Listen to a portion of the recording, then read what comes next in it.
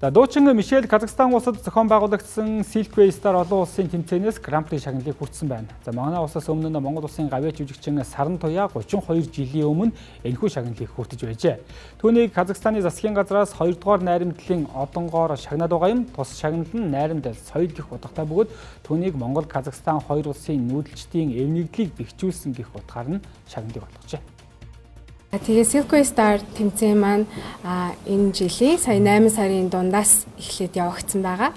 Тэгээд яг Монгол улсаас сонгогдож, Монгол улсаа төлөөлж энэ том тэмцээнд оролцох маш нэр хүндийн бас маш том хариуцлага хүлээсэн ийм том тэмцээн болж одоо өндөрлөлөө. Тэгээд оролцогчид маань яг өөрсдийн уран бүтээлээ одоо төлөвлөх юм шат байсан. Тэгээд энэ шатн дээр би өөрийн Бондоо улаан гэдэг дуулсан. Энэ дуу маань бас дууныхаа дунд хэсэгт уртын дууны элемент орсон ийм сонирхолтой уран бүтээл учраас би энэ дуугаа дуулахыг сонгож дуулсан байгаа. Тэгээд яг тэр үеэс ахуулаад яг Монголын ийм онцлогтой Монгол ийм элементтэй одоо дуултыг дуулж эхэлснээр ерөн шүүгчд маань бас оролцогч нар маань бас их сонирхож эхэлсэн. Энэ яаж дуулдгийг надад заагаад өгөөч гэдэг юм уу те, бид нар дуулж энийг чадах болооч гэдэг юм уу, их тийм сонирхож эхэлсэн.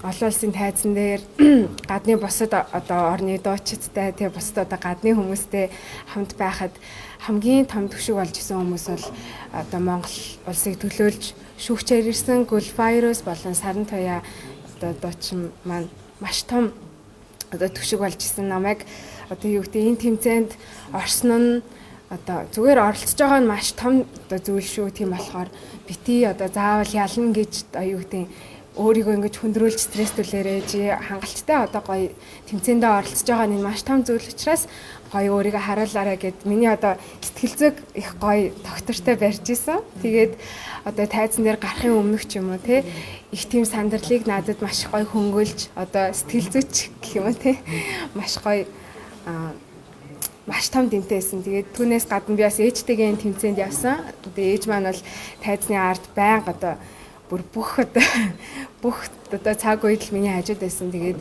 ээжтэйгээ Gulfirus төвлөрөө орч тэгээд Саран Туяа ихч маань одоо маш том одоо хүчийг надад өгчээсэн. Тэгээд маш гоё юм хүчтэй баг байсан гэж би бодож байна. Казахстанд би бас 93 онд Азийн дуу хоолой наадамд тэмцээнд оролцож Гран-при авч ирсэн.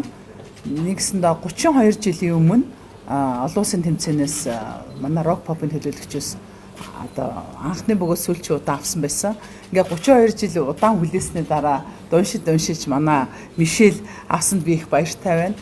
Тэгээд манай найз бүсгүй минь намайг одоо алматаа тосч явж хахад би хэлжсэн нэг түүхт автагддаг юм шиг санагдаад байна надад гэж хэлсэн. Тэгээд тэр утгаараа яг би дотроо битүүхэндээ Казахстаны одоо нутаг уул ус тэнгэр Монголын дуучдыг ивэдэг гэдэг тийм одоо бэлэгдлэр Казахын ард түмэн бол ерөн Монголын ард түмэн хизээний нэг тийм одоо нүүдэлчин ард түмний одоо соёл иргэншлэр холбоотой учраас ерөн бол манай Мишельд дургу байх аргагүй аягүй дэмжсэн, симпатитай байсан. Яг тэрнтэй адил залуухан сараа 23 настай бас ингээд Алматад ингээд тэмцээнд ороод байж хад яг л би казах хэл дээр бас Супермен дуугаа 3 дугаар бадгаад дуулж ирсэн.